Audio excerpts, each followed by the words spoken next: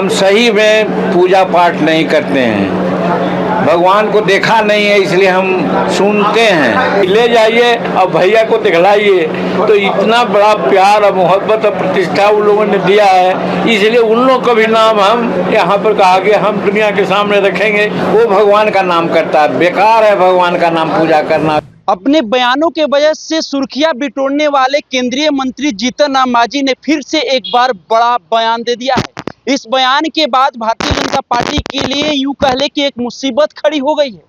नमस्कार, आप देखना शुरू कर दिए हैं दर्श न्यूज और मैं हूं कुमार मनीष। देखिए, भगवान की पूजा करना बेकार है, यह बात केंद्रीय मंत्री जीतन राम मांझी कहते हुए नजर आ रहे हैं। और कहते कहते देखिए किस तरह से फूट फूट के रोने लगे हैं। एक तरफ जहां भारतीय जनता पार्टी सनातनी को आगे बढ़ाने की बात करती है, वहीं दूसरी तरफ एनडीए के जो सहयोगी दल है, केंद्रीय मंत्री है जीतन राम मांझी ने फिर से एक बार बड़ा बयान दे दिए हैं। और ये बयान के बाद भारतीय जनता पार्टी के लिए मुसीबत खड़ी हो सकती है। क्या कुछ कहते हुए नजर आ रहे हैं जीतन राम मांझी, पहले उनके हम बयान को सुनवा रहे हैं। देखिए, इस दुनिया में भगवान को लोग मानते हैं, हम सही में पूजा पाठ नहीं करते हैं, भगवान को देखा नहीं है इसलिए हम सुनते हैं। लेकिन माता पिता तो साक्षात भगवान ब्रह्मा विष्णु जो भी कहिए हैं, गरीब घर में पैदा हुए, क्या मशक्क़त उन लोगों ने हमारे लिए सही, और आज हम यहाँ पर आए हैं। हम लोग क्या एक प्रभर्व है कि बाढ़े पुत्र पिता के धर्म और खेती उपजे अपन कर्म। तो आज खेती का भी काम शुरू कर दिया है, 8 बीघा में धान रोपा रहा है। और पिताजी का धर्म का मामला है, उनको भी यादगार के रूप में आज प्रतिष्ठित करवा दिया है। क्योंकि मजदूरी करके हम लोग को पढ़ाए, उन्हीं का आशीर्वाद है, जिसके चलते जिस पद को हम नहीं सोच रहे थे कि हमको मिलेगा वो भी पद मिला। चाहे मुख्यमंत्री का मामला हो, चाहे भारत सरकार में मंत्री का मामला हो। इसलिए हम दुनिया को बताने के लिए कि कोई भगवान नहीं है माता पिता छोड़ करके, इसलिए माता पिता का जो पूजा करता है, माता पिता की सेवा करता है, उनका नाम उजागर करता है, वो भगवान का नाम करता है। बेकार है भगवान का नाम पूजा करना, ये सब करना।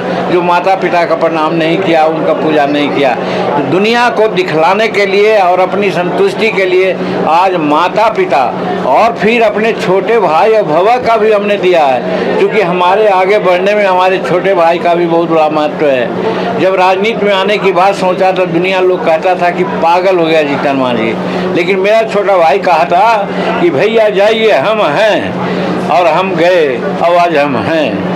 तो इसलिए उसका भी फोटो हम लोग किया। भवा है दुनिया में, नहीं किसी को लोग जानता है क्या करता है, लेकिन जब हमको एक्सीडेंट हुआ, देखिए माथा पर अभी ये चिन्ह है। जब लगा कि एक्सीडेंट हुआ है तो औरतों का गहना बड़ा परसे मजबूत होता है, प्यारा, वो 2 किलो चांदी और सोना का गहना दे दिया अपना हस्बैंड को कि ले जाइए और भैया को दिखलाइए।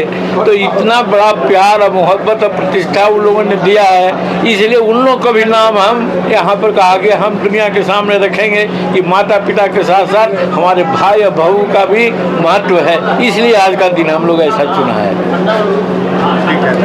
चुनाव होने वाला है, नामांकन हो गया, भाजपा की ओर से उम्मीदवार भी आ गए हैं। वहाँ पर एनडीए की जीत होगी, एनडीए की सीट है, सदा सीट है, रहा है। और नीतीश कुमार जी का काम के आधार पर नरेंद्र जी का, सम्राट चौधरी जी का भी काम बहुत अच्छा चल रहा है। और फिर नरेंद्र मोदी जी जो बिहार के बारे में बहुत सोचते हैं, पूर्वोदय की बात करते हैं, डबल इंजन की सरकार है, इसलिए बांकीपुर की जनता, हम समझते हैं कि इस बात को छोड़ करके कि डबल इंजन की सरकार में जो बिहार को फ़ायदा होगा, जो बांकीपुर की जनता को फ़ायदा होगा, छोड़ करके किसी दूसरे के बारे में सोचेंगे, ऐसा नहीं हो सकता है, ये विश्वास हमको है। इसलिए वहाँ पर हम काफ़ी वोट से जीतेंगे। हमारा एनडीए का उम्मीदवार जो है भाजपा का, वो निश्चित है कि काफ़ी वोट से जीतेंगे। सर, मृत्युंजय तिवारी प्रवक्ता रहे, उन्होंने इस्तीफा दे दिया, कर राजद में अपेक्षा की जा रही है। एकदम ठीक उन्होंने कहा, हमारी बात होते रहती थी जब राजद में थे तो